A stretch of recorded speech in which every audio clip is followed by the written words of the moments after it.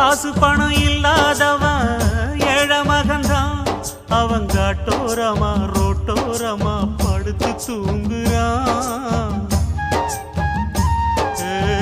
சொத்து சொகம் உள்ளவனோ செல்வ மகன்தான்.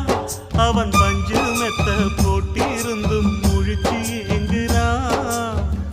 எது மற்ற பேர்களுக்கு ஏது கவலை, 4 காசு வச்சிருந்தா 100 கவலை. இங்கு ஆசை வச்ச நெஞ்சுக்கெல்லாம் அமைதி இல்லையே. என்ன வேலை அது என்ன